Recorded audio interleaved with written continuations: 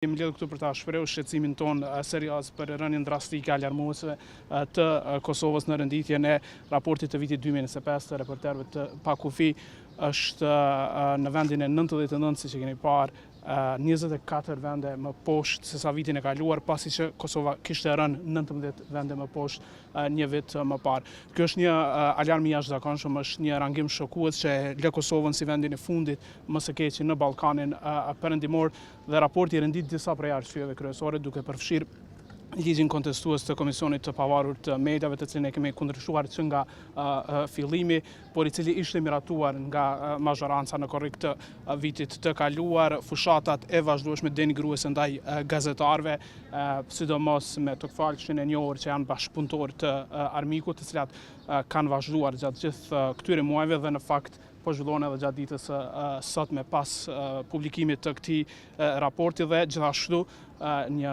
tjetër element që përmendet në raport është edhe ndërhyrja ose mungesa pavarësisë së transmituesit publik RTK. Siguria e gazetarëve vazhdon të mbetet problem dhe përmendet edhe si vjet në këtë raport, gjithashtu rritja e padive slap si dhe vëzhgimi i pa. Asociacioni i Gazetarëve të Kosovës e vlerëson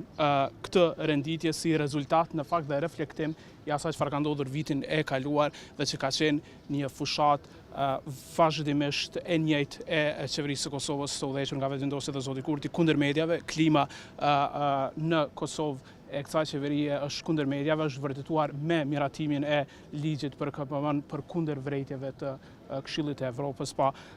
Në maj të vitit të kaluar, kryeministri aktual Kurti kishte premtuar se do t'i adresojë gjetjet e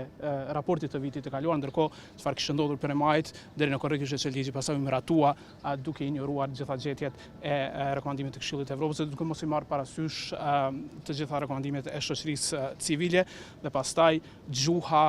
absolutisht frikësuese që ka kulmuar që prej muajit nëntor dhjetor të vitit të kaluar me afrimin e fushatës zgjedhore, që ka vazhduar gjatë fushatës zgjedhore, por edhe pas saj. Është momenti i fundit që të reflektojmë si shoqëri. Besoj Asociacioni i Gazetarëve të Kosovës është i interesuar dhe u bën thirrje të gjitha aktorëve, duke përfshirë institucionet e Kosovës, që në fakt të bëhemi bashkë, duke, nëse është e nevojshme, duke edhe formuar një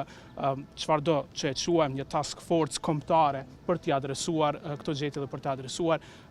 lirinë e medias në Kosovë dhe sigurinë e gazetarëve. AGK-ja është e gatshme të bashkëpunojë me të gjitha palët në mënyrë që vitin tjetër ky rangim të jetë më i mirë. Nuk kemi parë asgjë, absolutisht nuk kemi parë asnjë akt, në fakt është krejt e kundërta, si që moment të reflektimi për çdo që e ka në dorë që ta ndryshoj këtë, dhe në fakt vendosja ka shumë të lehta për këtë, thjesht duhet të ndaloj së targetuar gazetarët dhe të provoj të pengoj punën e tyre. Liria, kam parë shumë komente sot, ne jemi të vetëdijshëm që ka liri të shprehjes edhe të medias në Kosovë, sepse mbajnë vetë gazetarët dhe mediat, do të thotë luftojnë çdo ditë për të. Ajo çfarë raporti vën pa dhe renditjen kaq ult e bën për shkak pikërisht të këtyre ndërhyrjeve. Në fakt, më njëherë pas publikimit të raportit dhe